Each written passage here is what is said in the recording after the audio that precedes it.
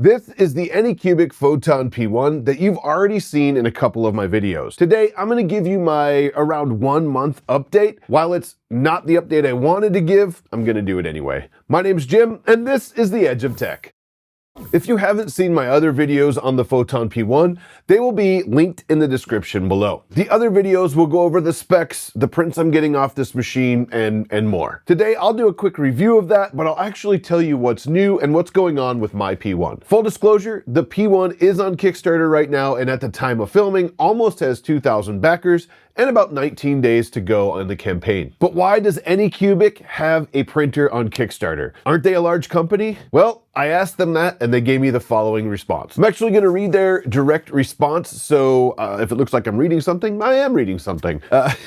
Number one, Kickstarter connects us directly with the world's most passionate and experienced makers. Number two, early feedback from users will help us optimize the product experience. And number three, the prototype units were already mature enough to send and currently being tested by professional testers and beta users. I guess that's us. So what I take from their response is that they wanted the exposure and marketing of Kickstarter because it reaches more people than just posting on their social medias and Facebooks and websites and stuff like that. I see a lot of large companies doing that. I'm really not sure if that's what Kickstarter was meant for in the beginning and through the years, but we do see a lot of larger companies going this way just to get that exposure, the reach out to, you know, whatever genre they're trying to sell to. And it seems to be working. Some of these Kickstarters are monstrous. Look at the Make E1. Crazy, huh? And they say they wanted to send early models of the printer out to testers and beta users to get feedback and help make the printers better for the end product that the Kickstarter backers will get. I have to say I've seen a lot of companies do this, and I have to say that this printer was actually pretty mature when I got it. In some cases, much better than some of the other printers and machines I've gotten from Kickstarter. So it's been working pretty good for a first run, and it's really nice to see that, you know, they're listening and updating things that we'll talk about. And all of that brings us to what's changed. So I got the printer and I did my very first video on it a little over a month ago. Well, let's start with the firmware. I have seen 3 firmware updates on this machine since I've owned it. Each has seemed to make the printer a little bit better, and it shows that they're actively dialing in their software and listening to the feedback of the users and the testers like myself. But to be honest with you, it doesn't look a ton different. It just looks like they're getting more refined as far as on the screen and stuff like that. I just realized that this light is blinding everybody, so I'm gonna turn it like that. The next one you can definitely see is the new UV color, talking about light blinding us. It's pretty much just black, as you can see here.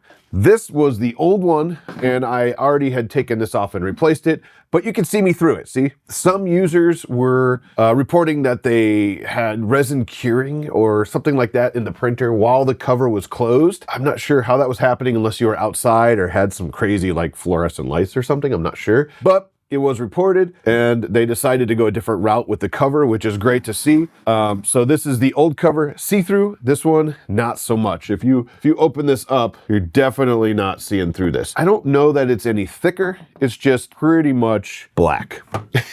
They say that the new cover provides stronger UV blocking performance, and that's making it better suited for demanding prosumer environments and stuff like that. Honestly, I think it's just good to have UV blocked because we don't want our resin cured in the printer, and it's fine. It went on easy. It's just a couple bolts right here that hold the hinge on each side, and nothing big. But they also say that the Kickstarter units will come with a new cover, not the old one. So out with the old. Another thing that's changed is the max fill line inside of the vat. It has been adjusted to a little bit lower position, so it improves the safety and overall printing ability of the P1. Some users were actually reporting that if they filled it to the full line and then the plate went down into it, it was actually overflowing, and that's not good. We don't want to do that. Or it got really close to overflowing. So they lowered it a little bit to give you a little bit of a cushion, which is great because I would rather be filling this thing up more than cleaning up a mess from an overflow in the vat. Trust me, that's not fun. Been there, done that. You don't want to do that. Now, things like the 14K LCD screen,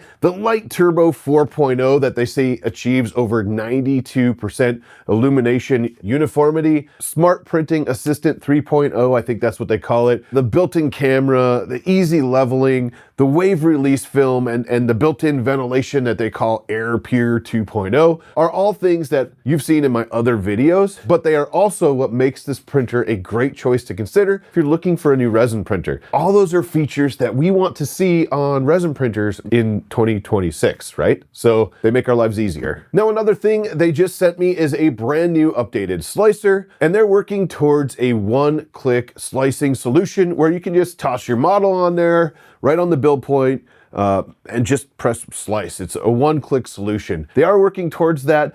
It detects overhangs and if it needs supports and things like that, and then it'll automatically give you supports for your item. It works pretty good right now, and they're working to dial it in even more, which is great. By the time you guys, whoever backs this, gets the machine, hopefully it'll be dialed in really nicely. You can just toss your model on, hit go, and you'll be done. I think that's a great feature for someone new in resin printing that may not know all of the ins and outs and support placements and all of the different settings that you need to know while you're resin printing. Anything that can make printing easier or take down some barriers to get into resin printing is a good thing in my book. I am not a resin printing expert at all, and I do rely on a lot of these features to get my prints done, and they come out really good if you use their settings. So I rely on the software I'm given and the printer I'm given to hopefully get great results, and for the most case, that's what this thing's been giving us. Now, if you do want to change all your settings, you can still do that in their slicer, and that's totally fine. You can do whatever you want. You can hollow things out, turn them upside down, add your own supports, remove your own supports, whatever you want to do. One-click printing, in my book, is great if it works right. Something else I noticed in the new slicer is that the dual plate settings have been a little bit updated, or at least work better. I didn't use them before because I didn't have the plate in the vat like we talked about in my last video, but now it's really cool because I was playing with this and you can select the dual printing and you can add a print to both sides. It can be the same, it can be different, it can be oriented different, it doesn't matter. And then you can actually choose a different resin for each side, which is super cool. So I can run standard resin on one side and water wash or flexible or whatever it is on the other side, and it will slice accordingly to your model and to your resin for the right and left side, which is great. It'll actually give you an estimated print time for each side, along with which resins to put in because you chose them, how much it will use, and how much it will cost if you have that all set up in your slicer, which is really cool because you can say like, hey, the right side is this figurine or these figurines and this cost me $5. And this side is like this resin fancy flexible stuff and it's gonna cost me 15. That's really good to know when you're printing stuff for people and maybe you have to charge them or whatever. And as most slicers do, you can actually scroll down through the layers and actually see how everything's gonna print. And you can check from islands, which is very important in resin printing. You don't want islands. It's like printing in the air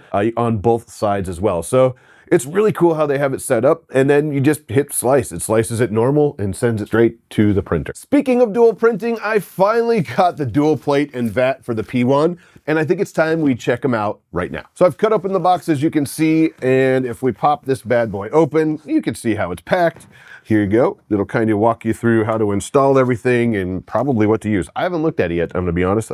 I'm just opening this right now. In one side, there is a vat, max 350 milliliters. There we go. So this must be one side vat. That's what it looks like there.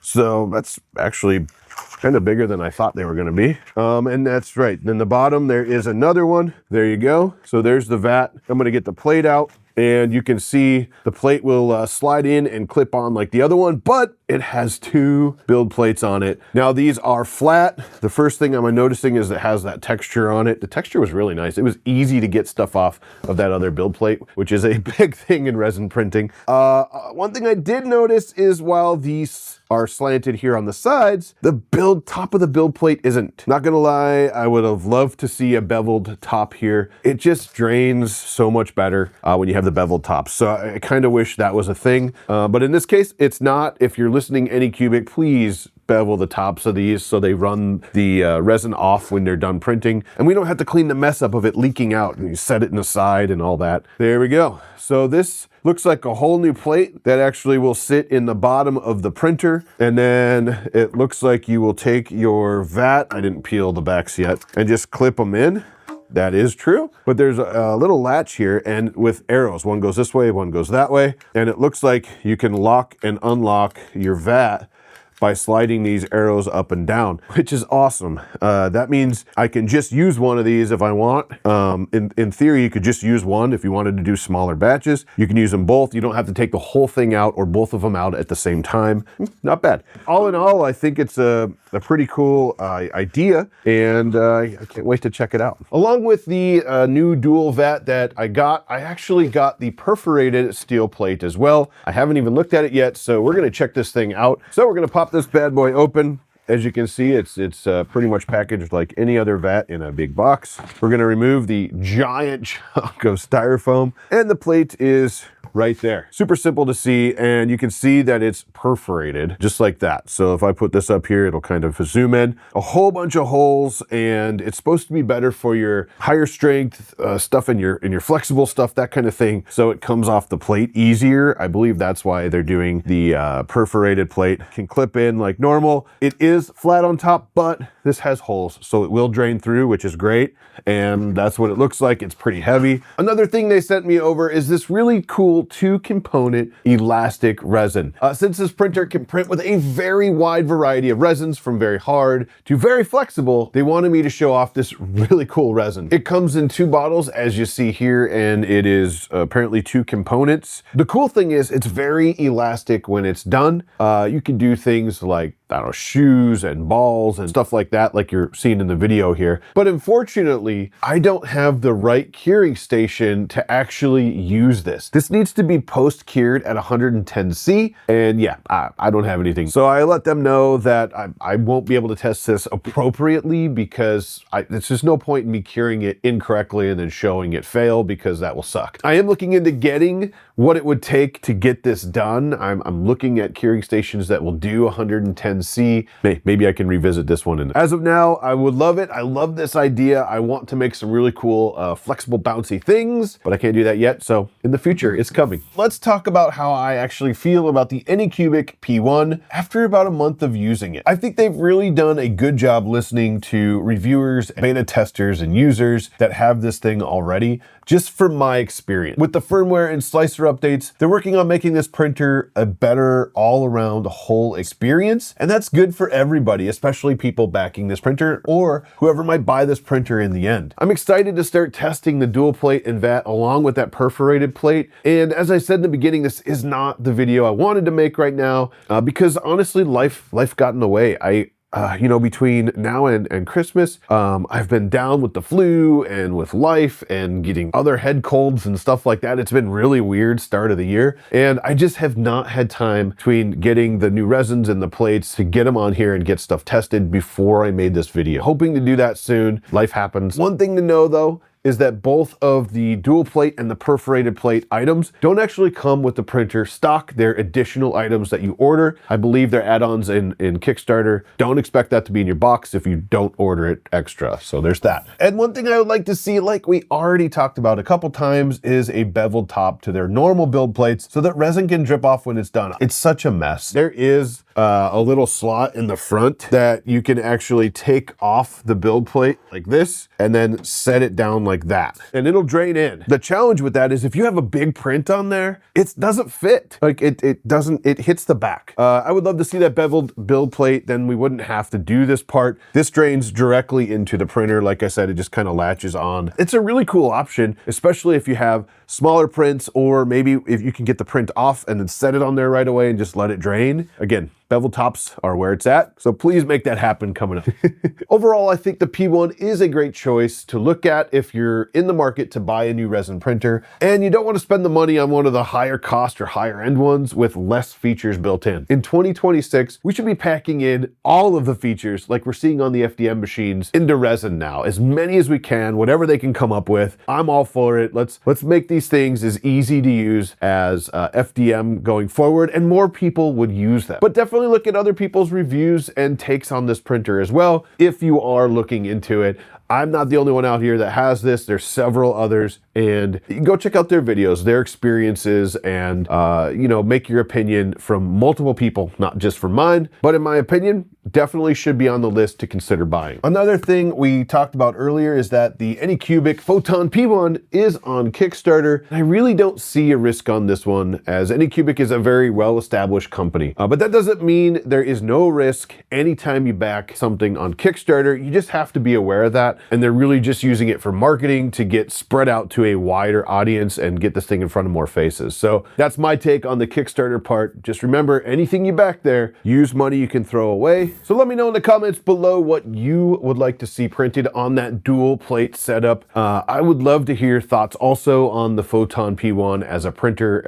as seen in my other videos as far as like example prints and stuff like that. Also, smash that like button if you got value from today's video. Hit that subscribe button if you want to see more videos on 3D printing, lasers, and CNCs. And you know, if you haven't seen this video right here that's probably hovering over the top of the printer, check that out now because I know you're going to like it.